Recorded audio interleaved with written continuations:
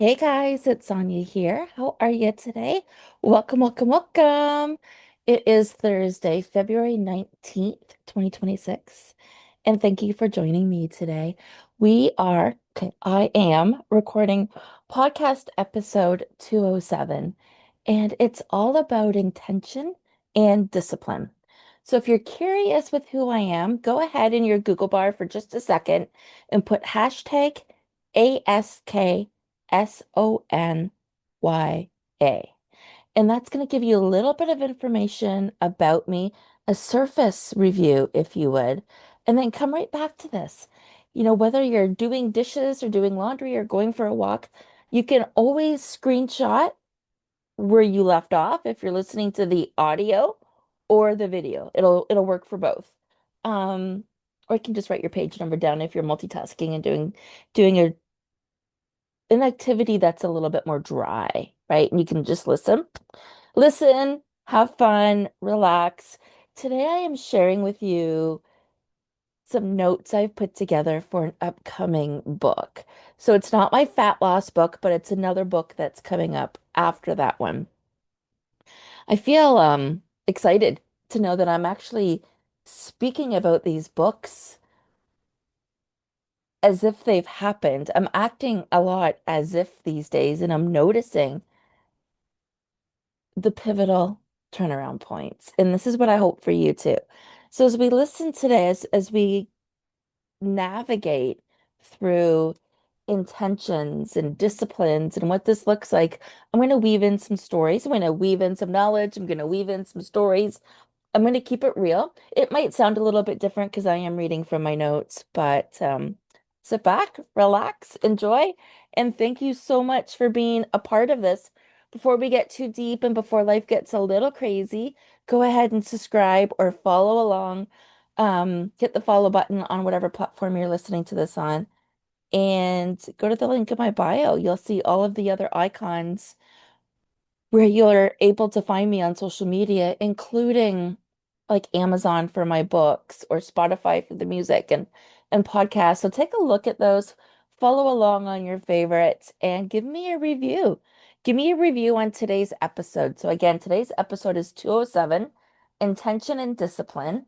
And if you give me a review, your name goes in for a draw of 3 months worth of free coaching. And I do these draws quarterly. So, quarterly review, sorry, a review gets your name entered into a draw. So, you can review me on every platform and you will get multiple entries into this draw. The draw is for 3 months worth of one-on-one coaching with me, which is a package worth over $3,333. So, I'm super excited to be having this on the table and to see where it brings us, how it brings us one step closer to bridging the gap when it comes to the life where you're at right now versus the life that you want to be. Get comfortable. I am in my recliner rocker, so you might see me sway a little bit as I'm reading. Don't worry, I'm okay. You're not imagining things either. So stay out of your own way when it comes to intentions and discipline. 20 lies later, 20 years later, what have we learned? If you go back and think of 20 years or even 20 lies that you are familiar that you've told. So I know they seem weird together, but there's a connection. And when we think about those things, what have we learned in that time frame? Or what have we learned based on that experience? See, we can often be our own worst enemies.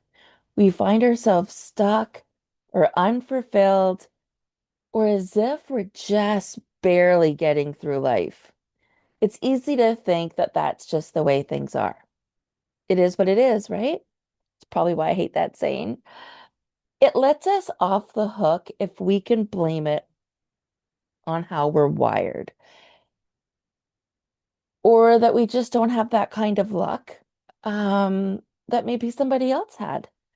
And if we can assign responsibility for doing nothing about being stuck, we spin our wheels in a mediocre station in life not because it's our destiny, but because we've made it so.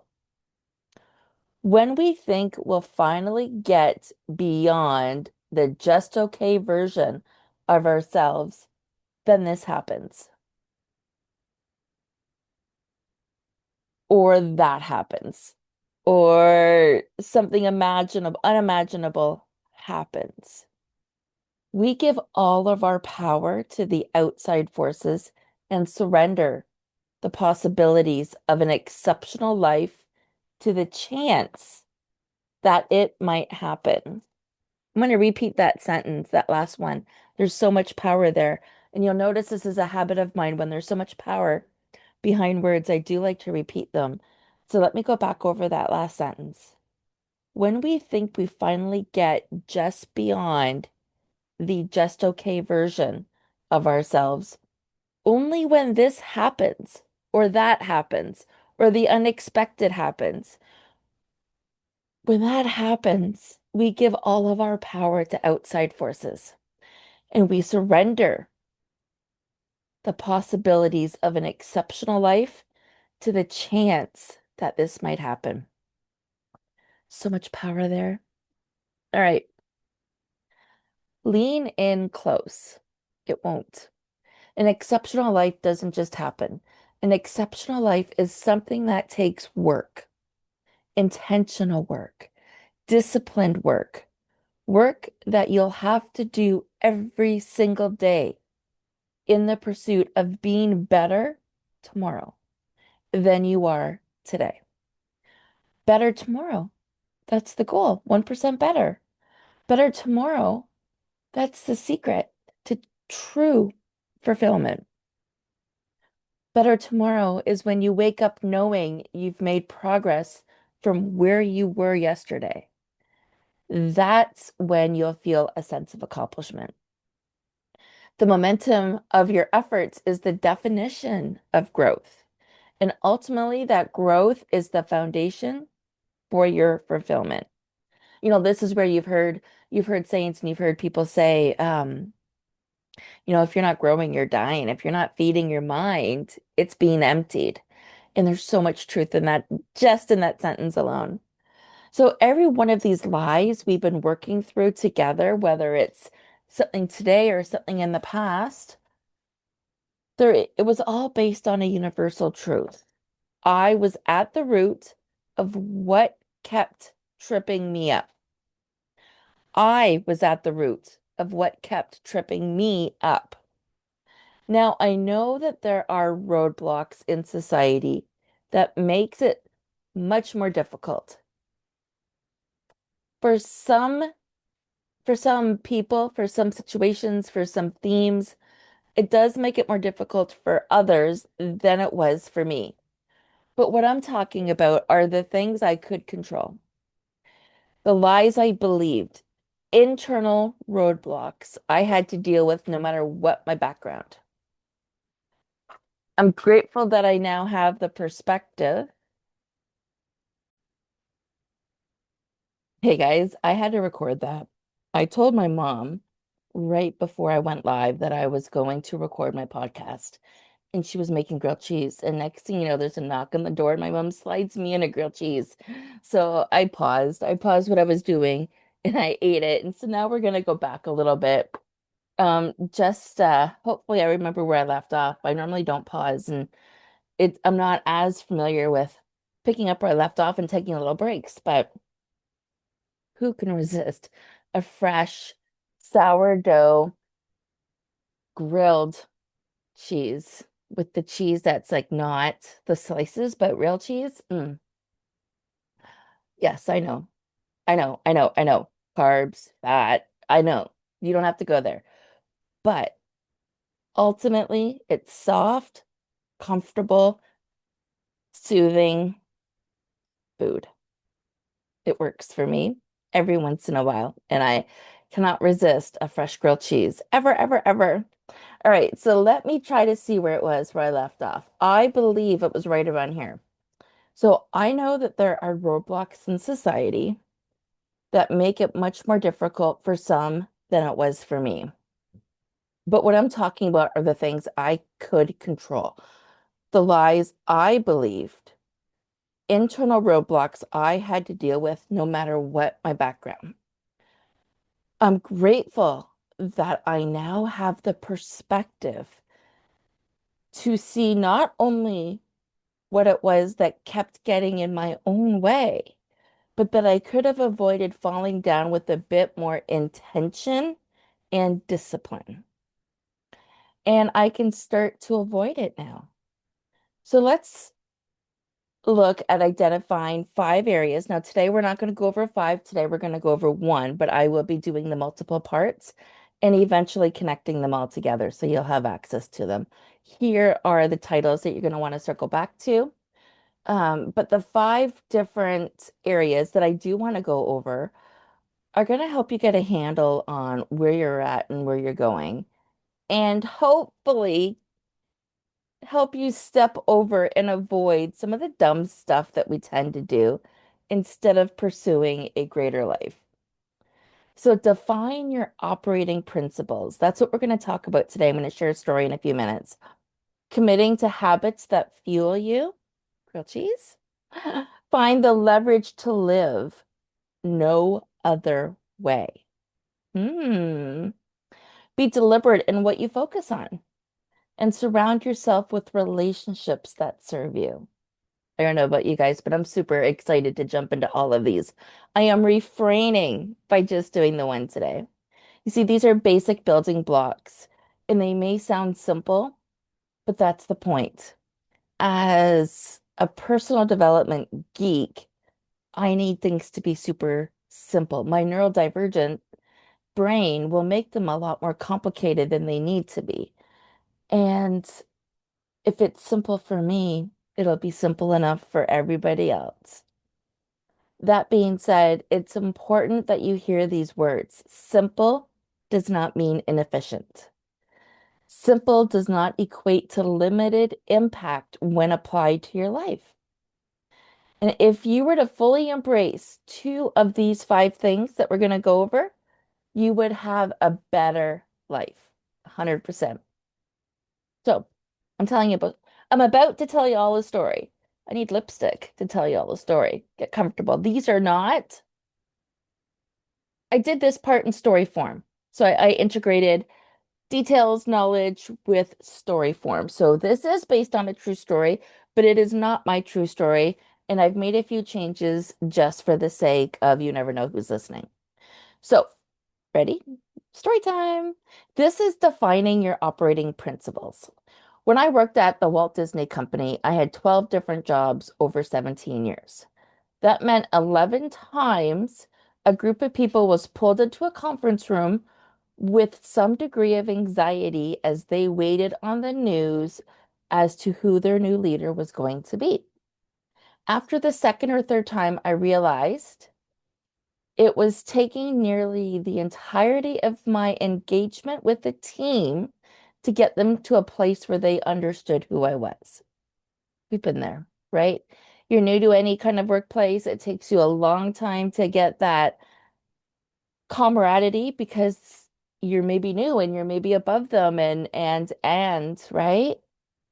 I liked what I did here. So after the second or third time, I realized it was taking nearly the entirety of my engagement with the team to get them to a place where they totally understood who I was, how I led, what I expected of them, and how they did their jobs.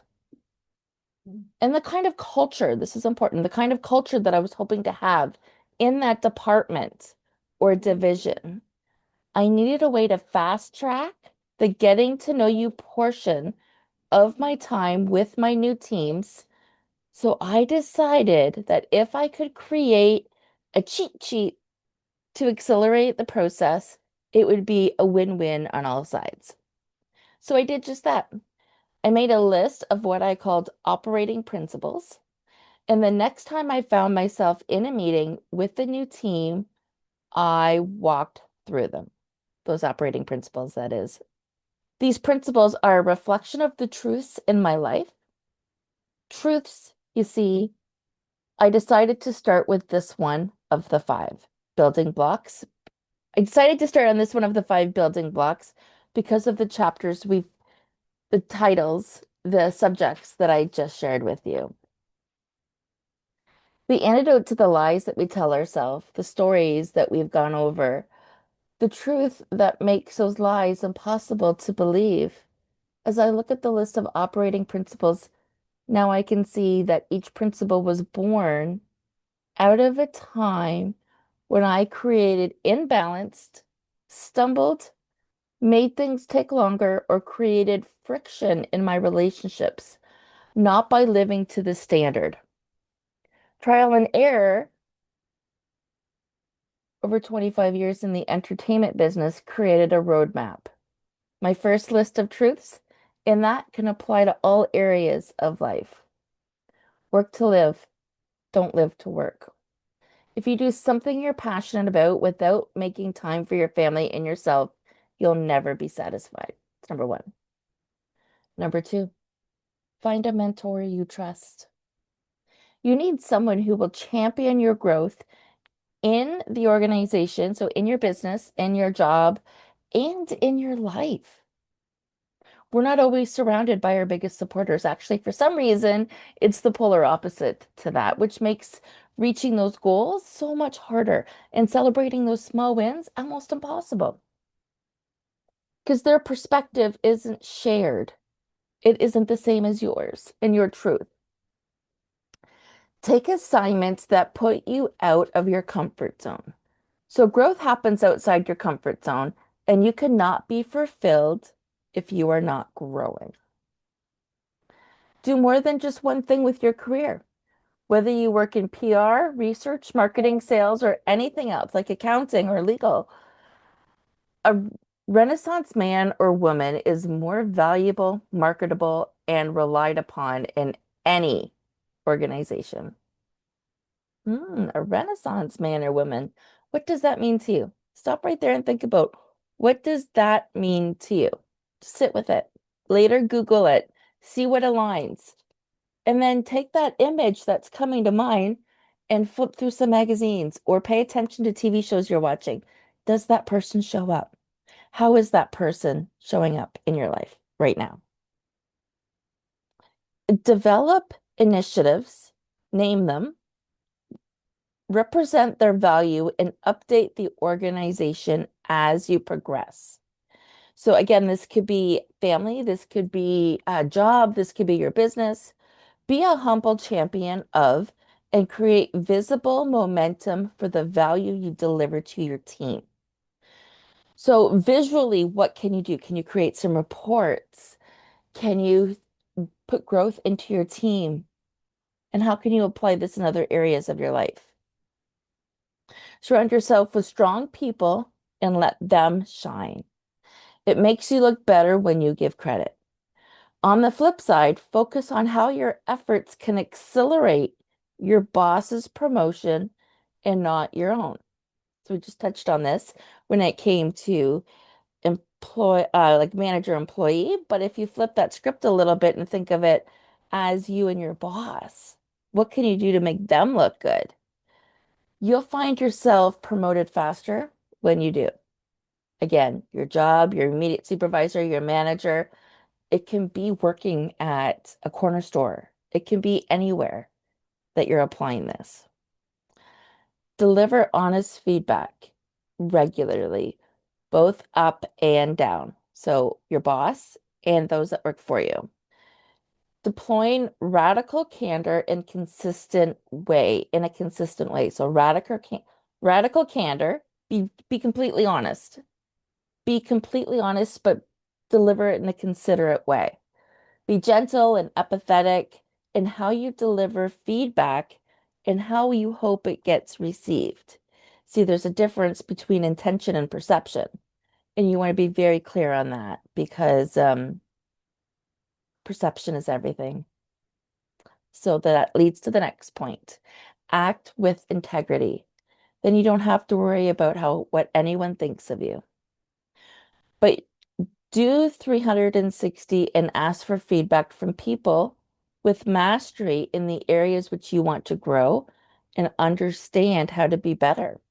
right? So act with integrity, but put yourself in a position where you're willing to learn more, do more, achieve more, so you can then broaden your knowledge, and that'll help you grow so much quicker. Be a solution provider, because with that knowledge, you can now solve problems. So understand the objections, the objective of the customer, the objections of the bigger situation, maybe the client, maybe the company, maybe financial, maybe it's tariffs. Hard to say what it could be. But if you can come up with solutions for both internal and external customers, that will find a way of bridging the gap. And what that means is you are finding an end. You are finding a solution. You're bridging that gap. You're bringing the two possibilities together. And then commit to the truth. Demand your team represents problems in an environment that does not penalize them for having them. Allow your team to have an opinion. And again, if you're listening to this and you're wondering how this applies at home, allow your children to have an opinion.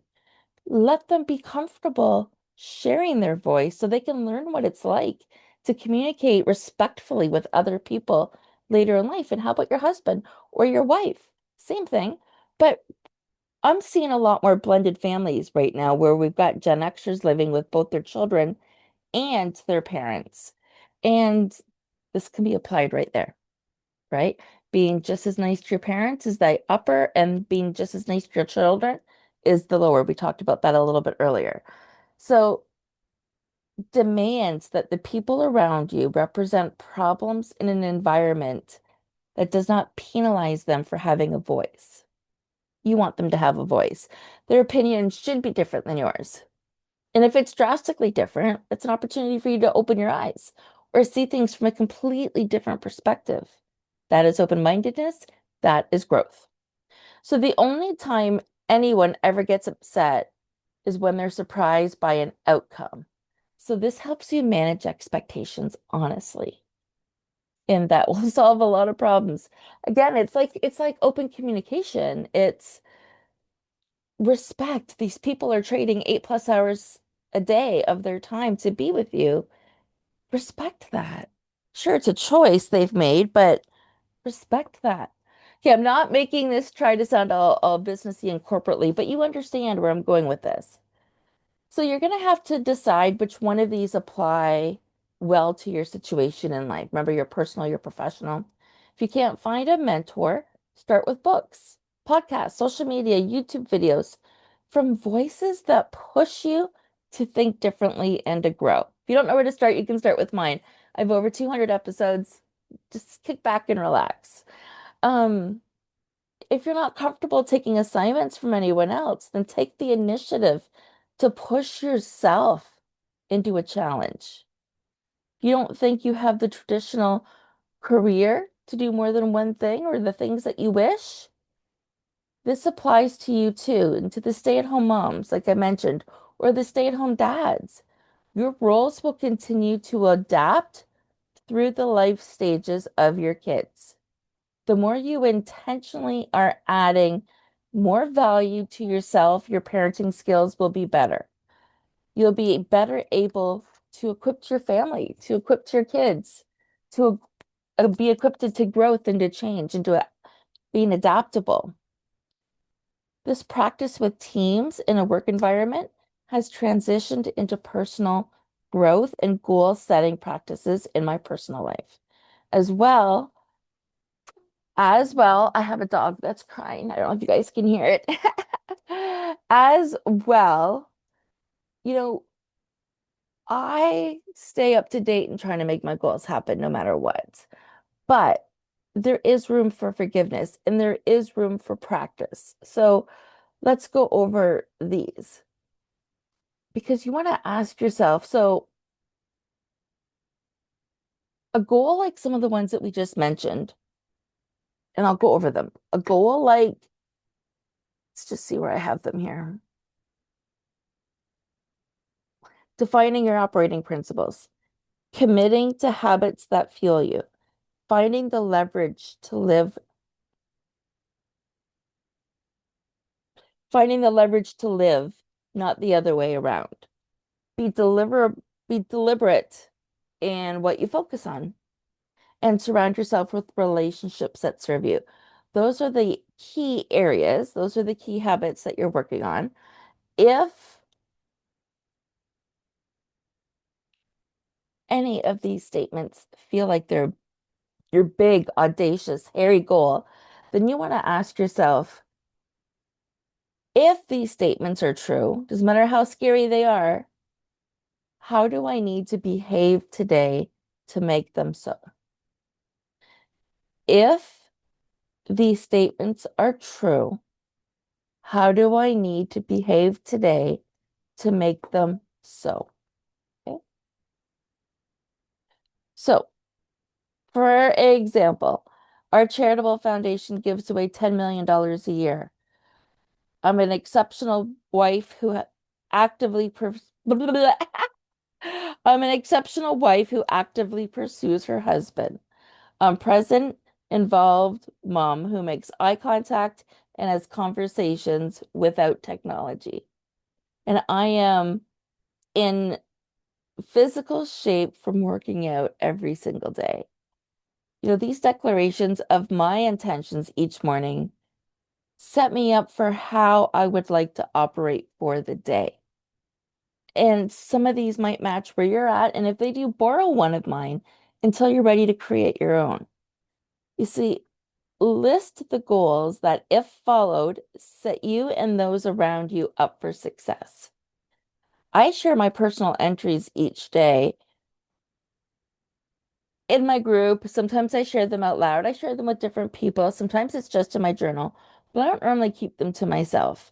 I'm trying to wire my brain to believe that I am goal oriented and accountable, even on the days I don't want to, especially on the days where it's hard to be that way. Each of these things is written in the present tense as a hack for our subconscious to look for ways to make them real from 1 minute to the next. In the same way, kicking off meetings with my team,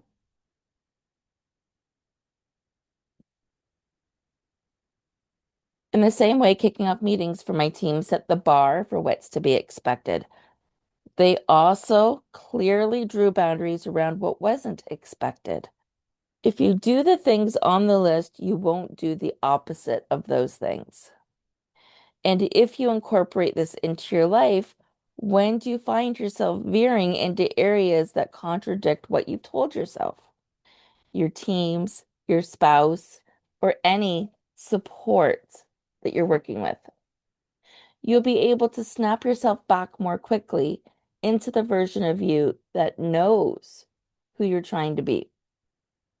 The big question for you is, do you know your operating principles?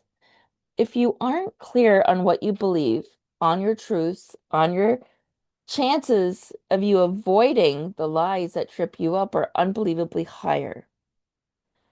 Motivational guru Zig Ziglar famously said, if you aim at nothing, you hit it every time. It's so true. So make yourself a list.